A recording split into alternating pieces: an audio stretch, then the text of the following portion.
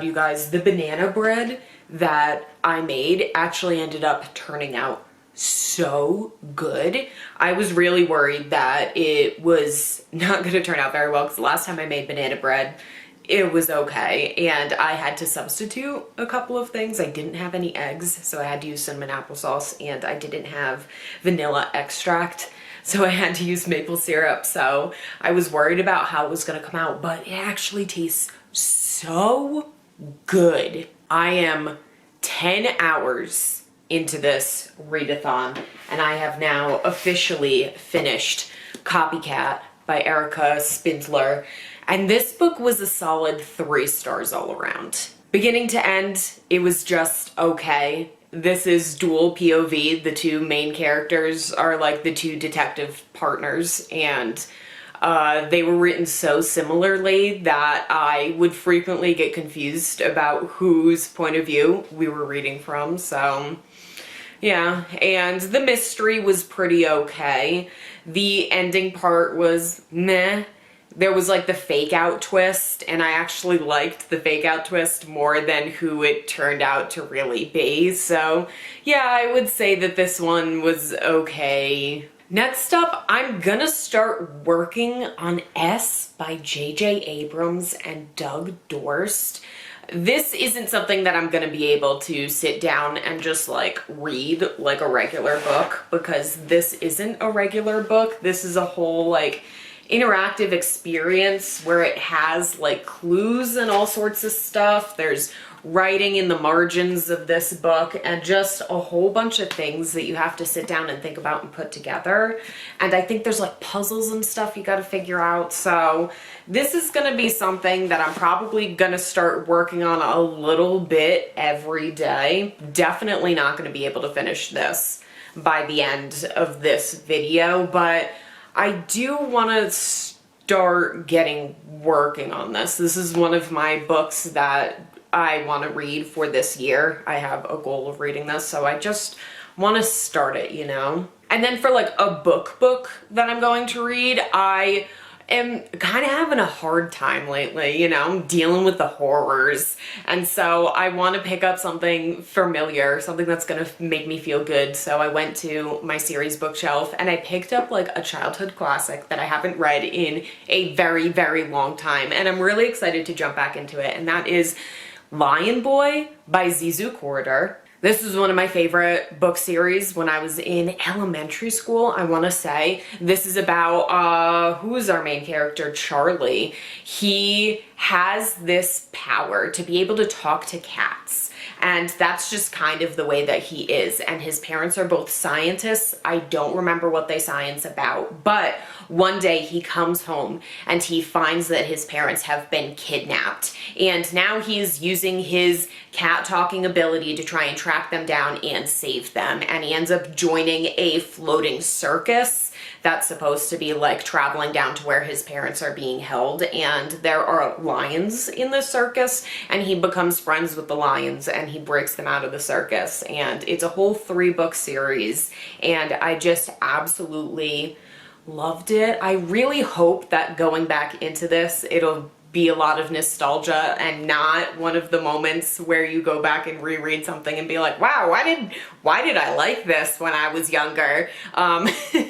I'm hoping to have a good, fun time with this because this was such a great story when I was a kid, and I don't really know anybody else who has ever read this series. So if you've read this series, please let me know in the comments down below because it has been a favorite of mine for a long ass time. But with that, let's get into whatever the hell is going on with this one.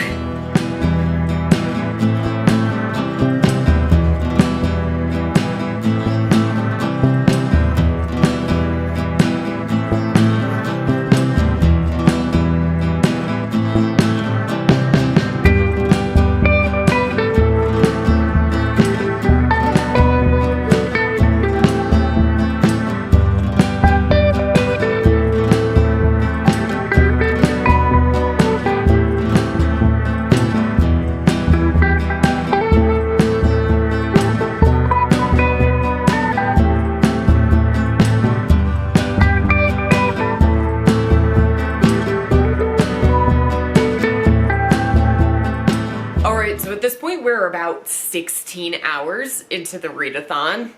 Wow, I think this is the farthest I've gotten into the 24-hour readathon before, and I do have quite a few updates for you. Only 25 pages into S. I know this says this Shipathesis, but it's really called S. It's been slow going, but I am really enjoying going through and reading all of the different little notes in the sides and all of the photocopies, the newspaper clippings and stuff that are stuck into these pages. So far, I am having a good time with it. I'm a little bit worried about the decoding and stuff like that that has to be done later. I haven't really gotten to anything that's like really like a puzzle yet. That's the thing that's gonna make me anxious, but right now I'm having a good time with it. I did start and finish. I read all of Lion Boy and I gave this book 4 stars. I really liked it. The reason why his parents get kidnapped, I said they were scientists. The thing that is going on is they are scientists who do a lot of medical stuff. They are world-renowned like medical scientists, and the big medicine company, they're literally just called like the company, knows that they are on the forefront of figuring out a cure for asthma. And apparently in this world, for some reason, asthma is like the #1 condition out there that is plaguing children and is plaguing this world. And so Charlie's parents are about to figure out how to cure asthma, and the medical company wants to own the cure for it so then they can make a bunch of money off of it. And obviously Charlie's parents don't want to give it up because they believe in free healthcare and shit, and they want everybody to just be able to be free from asthma and have a good time with cats and stuff like that. And like, damn, those socialists, how dare they. I also started and DNF'd 2 books. Ooh, the first one being The View from the Cherry Tree by Willow Davis Roberts. This is about a boy who sees his neighbor get murdered from his spot hanging out in a cherry tree and is then being kind of targeted for the fact that he witnessed it. Whoever the killer is targeting him. And that sounds pretty good, except for the fact that this book is so slow. Oh my god, I got 70 pages into it. This book is only 180 pages long, The murder doesn't even happen until like 60 pages in. I was literally about to DNF when the murder happened. So I read through the murder and then I was like, still not about it, because one of the main things that is happening in this book is the main character's older sister is getting married like the day after tomorrow. And so that's a really big thing. And that is taking up so much of this book. There is stuff happening in this book. It isn't like there isn't things happening. There are people coming and going and lots of people sharing information and stuff, but I just could not get into it. I did not care about these people. I didn't really care about Mrs. Calloway or the death. I just did not, I don't know, just not vibing, and so I ended up DNFing it. Which led me to pick up The Undertaker's Assistant by Amanda should have looked at this last name first. Amanda Skinandor. You guys look at that and tell me how I did. Who knows? So this is a book about a black woman who is living after the Civil War, but only like 10 years after. And what she does is she undertakes, give me a sec, let me try and start over. All right, this is about a black woman who, what she does is she helps like embalm bodies, and she helps after people died. She is obviously Undertaker's assistant. Duh. I don't know why I'm stumbling over words to try and explain this, but I'm not 100% sure like what she gets wrapped up in. I like going into books blind, and so like just hearing that like basic, I was like, oh, that sounds interesting. You know, I'm sure there's some sort of like murder mystery or something that comes in later. I originally thought that because the main character is a black woman, that this meant that the author was also black, but I have discovered right before I started it that actually this is written by a white author. And as I started to read this, I was like, ooh, wow, you can definitely tell that this was written by a white author. Like, I wanted to give her a chance because I believe that even if you're not a part of a demographic, like, people have enough like empathy and understanding and stuff like that, that you should be able to portray different people who have different backgrounds than you, even if you don't have that lived experience. Like, if you're a good author, like, that's kind of your job. You should be able to portray these things even if you specifically haven't lived it. So I was like, I'm still gonna give her a chance. Ooh, ha.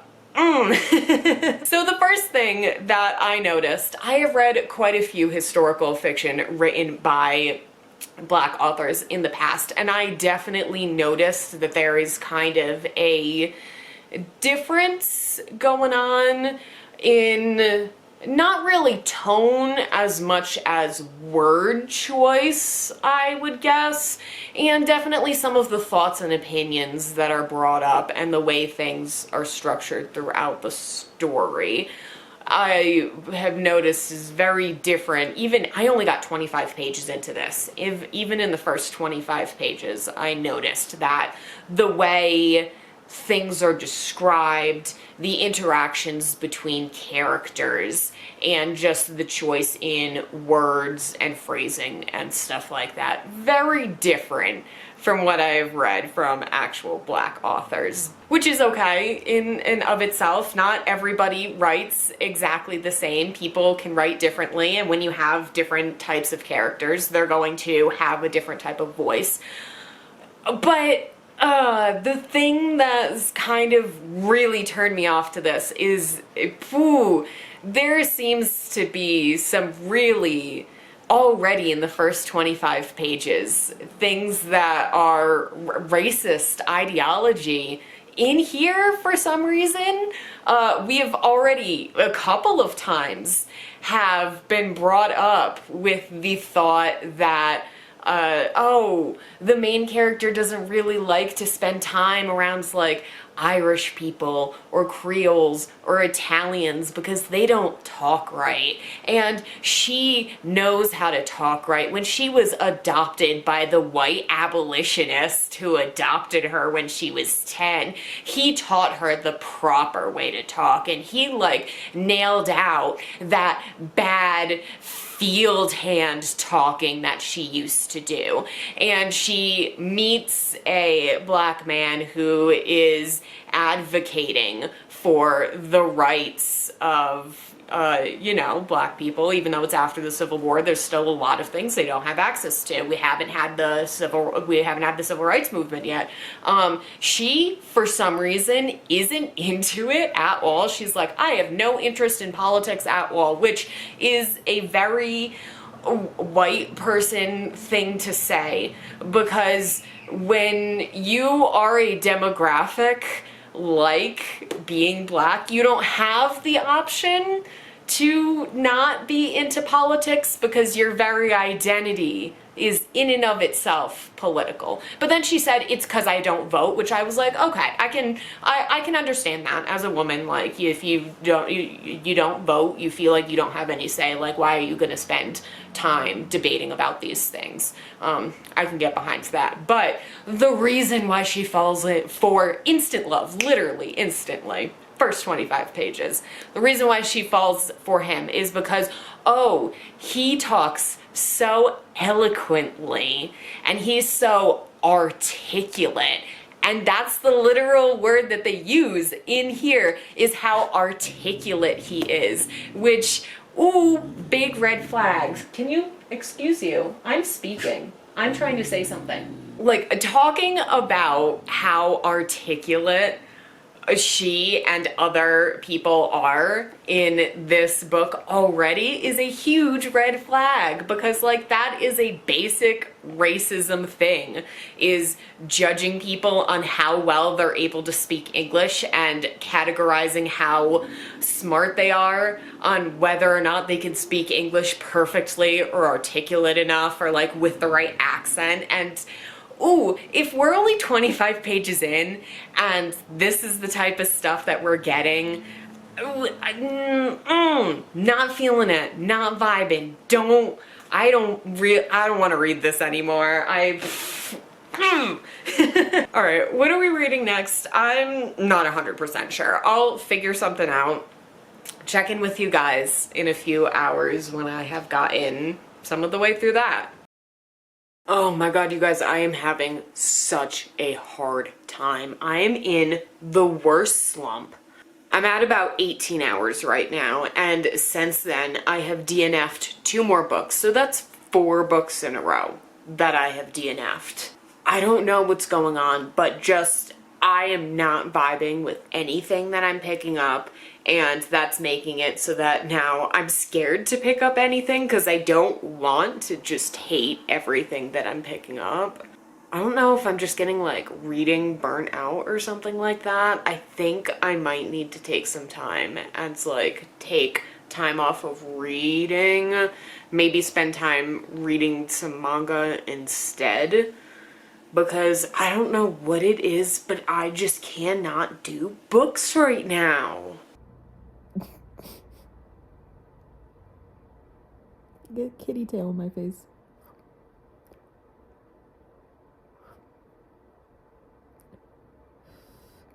Look at that. Mr. Adorable. Just wants to cuddle all day.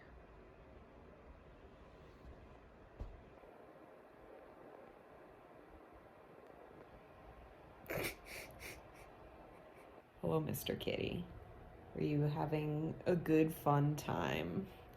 Where you are, smacking me in the face with your tail. Yeah, just like that. I hope so. So I did take a few days off, and I really do think that it helped. I think that I've kind of been watching too much BookTube and have been kind of conflating the idea that all the other booktubers are, everybody's reading like 8 hours every single day, all day, every day, and I can't do that. Even if other people probably aren't. and I'm just kind of like making that up. I need to give myself breaks from things. I can't constantly do things all the time. So took a couple of days off. I think it really helped. And then I was able to read a couple of volumes of manga. I started reading My Solo Exchange Diary by Nagata Kabi. She writes a series of nonfiction books about her mental health and her queer experiences and just her relationships in general. And I think that I've picked these up in a really good time in my life because a lot of the things that she's talking about in these two books, but also my lesbian experience with loneliness, really hits. I'm really feeling it. And I just really understand a lot of the things that she is talking about. And so, yeah, she's written several nonfiction books. I think like 7 or 8 of them by now, 6 or 7. So I've read 3. Want to read the other ones that she has going on. I think she has one about having issues with her pancreas and about her drinking. My friend was also super amazing and got me the 5th and last volume of I Think Our Son Is Gay. This just came out like yesterday and she got it for me. Oh my god, I love her so much. She's just, I do not deserve her. She is so sweet. But I just absolutely love this. This was such a cute, nice end to the series because I was kind of expecting at some point for the son to like finally actually come out, but he never did. The entire point of it was that like it doesn't really matter whether their son like is fully gay or not. They should still be like loving and accepting enough that if he were gay, doesn't matter whether he is or not, but if he were to be, they should be loving and accepting and have already provided like a nice environment for him to feel loving and accepting in coming out and just living the life that he truly wants to live and whatever makes him happy and stuff like that. So I thought that this was such a cute ending to the series. Didn't realize that this was the last book, but still nice. I liked it. I have been reading for 21 hours now. I only have 3 hours left. We are almost there. We got this. We can do it. I am not 100% sure what I'm going to read next, but I am actually kind of like really feeling it right now. So hopefully the next book will be a good one. All right, so I have finally finished the 24-hour reading challenge. Wow, I really think that it took me like 3 weeks to do this. It took me a lot longer to complete this than I really thought it was going to.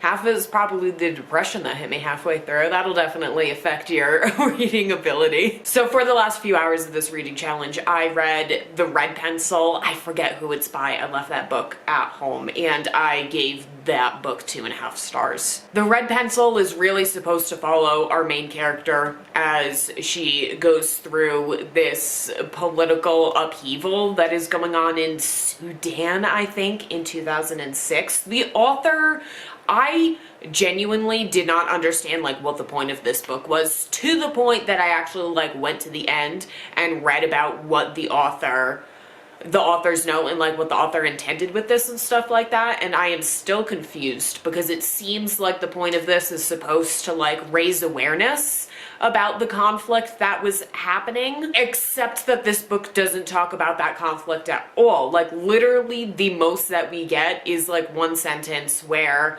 one person is like, oh yeah, like there's a whole entire thing going on where Muslims and Africans are fighting over land and religion. And that's it. The character never asks any questions about what's going on. She never reflects about the fact that these men like just come in and brutally murder her family. Like there is nothing. It seems like there's a lot lacking. Especially like this book is called The Red Pencil. She doesn't even get her pencil until 2/3 of the way through. So many things are really minimalized. There's so many things that this character could have done. She's so passive. She doesn't do anything. She doesn't talk to or interact with any characters whatsoever. Like the person who gives her her pencil literally just hands her a pencil and a piece of paper and then smiles at her and walks away. There's no conversation. There's no teaching. There's no growing. There's no changing. There there is a character who is her age and yet is married and is like pregnant and stuff like that, even though they're both like 12. She doesn't talk to this person at all. She doesn't interact with this person at all. She doesn't really seem to have many thoughts beyond like, oh wow, that seems like a pretty shitty thing to be married at 12 years old. Like she has nothing beyond that.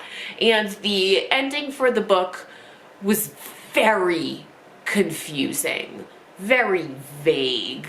And I felt like I missed a lot. I was trying to go through like reviews and stuff like that to see if it was just me, but